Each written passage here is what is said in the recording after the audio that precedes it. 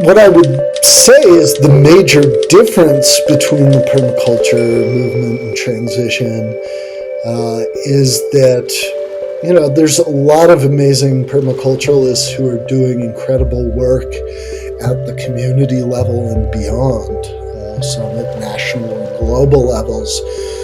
But I think it is fair to say, by and large, the permaculture movement has focused on the level of a single site, a homestead, a community garden, a food forest, a farm, where, transition has also, focused somewhat on those things. But our primary focus has been on, how do we transition entire communities to this regenerative future? And I think that there's a lot of synergy there in terms of learning from each other, kind of what these two movements have focused on and specialize in.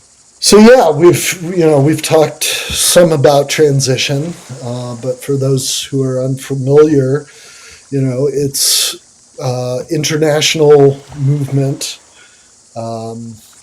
Transition Network here serves as the international hub and kind of support system for the movement. There's also national and regional hubs in different places, but the real focus of the transition movement, the kind of indivisible atom of transition, is the local initiative. And every transition initiative looks a little bit different. This is not a top-down movement where orders come from, the global headquarters and everybody just kind of gets in line and does the same thing. It's really based on this idea, very similar to permaculture, observing your site and letting it tell you what it wants to become. Yeah. In transition, we're really looking at our local community, or, what are its greatest needs? What are its greatest opportunities and resources? And what are people most interested and excited to work on? We let the community tell us what it wants to become and align with that focus, which I think is, much more effective than trying to force a cookie cutter approach, where it doesn't really make sense. In this way, we're kind of harnessing and channeling the energy that's already there. So this is the Victory Garden Initiative in Milwaukee, Wisconsin, which spun off from Transition Milwaukee early on. And it started with a Memorial Day permablitz. Nice. So using that form of the permablitz, bringing lots of volunteers out to somebody's home, transforming it from a barren lawnscape to a abundant foodscape in a day. They started out just doing a few dozen.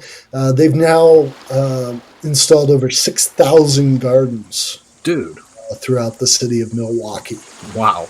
And they run a large urban farm that produces food and education. A lot of Milwaukee area students come through there, learn about growing food, and I think is just, one of the most inspiring examples in this country that I'm aware of. Another example, this one from Belgium, the Liège and Transition Initiative catalyzed a project called the Liège Food Belt, which has now initiated 15 worker-owned cooperative food businesses in their region.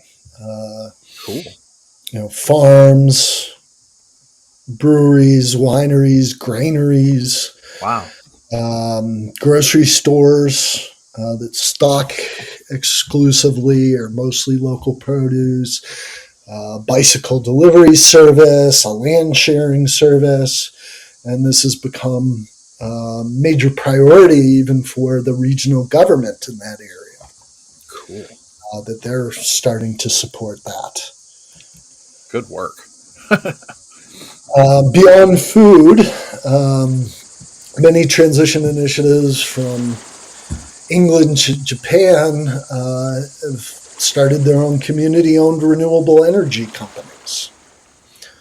So instead of large monopoly private corporations, putting up huge solar fields on, viable farmland, these groups are raising, small amounts of money from local investors, pooling it together and using it to do renewable energy projects, like this one is putting photovoltaic panels on public housing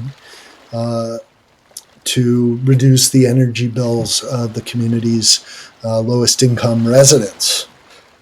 Some of these are quite large. Bath and West Community Energy in England has raised to date over £22 million and 34 different community energy projects.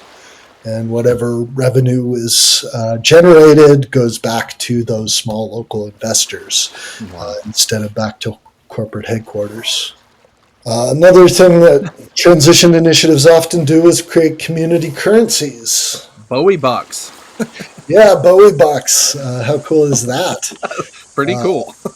Yeah, a lot cooler than James Madison or something. Yeah, so these community currencies generate a kind of community spirit, some kind of loyalty to supporting local businesses because they can only be used at local businesses. Keep wealth circulating locally instead of being siphoned out of the community.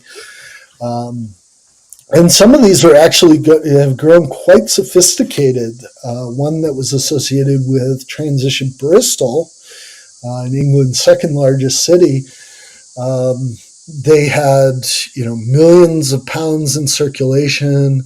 They had, I think, something like 500 businesses that accepted it. Wow. You could pay your taxes in it. You could pay your energy bills and ride the bus. You could use pay by text, get local ATM. Dang. And they've since retired Bristol Pounds, but they're now working on the next iteration of this that's going to be called Bristol Pay. And I think it demonstrates, how we can really scale up these solutions to work not just for people who are actively engaged in this kind of permaculture, transition, regenerative communities work, but for everyday people, who are just concentrating on feeding their families and living a decent life. And then last example here, Ungersheim Village in Transition. So this is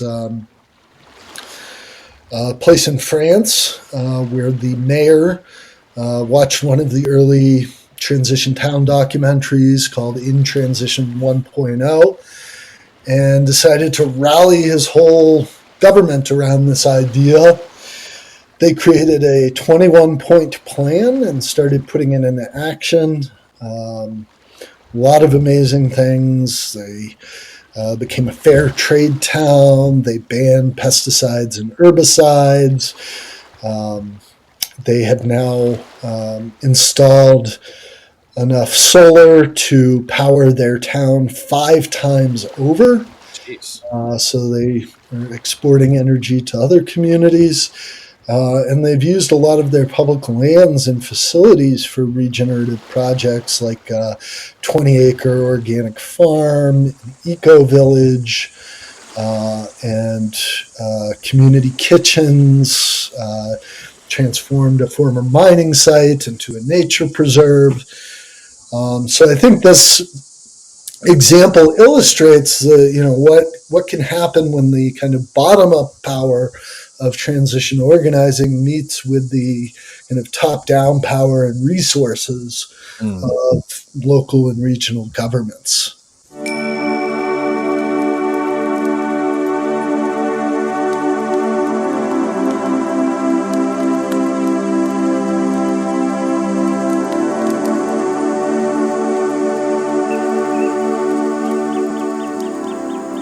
I believe permaculture can be a solution to many of our world's problems. I like to think about permaculture as a philosophy that we can integrate into our gardens, into our communities, into our businesses. Those ethics and the principles are something that we're living and breathing as we go through our life.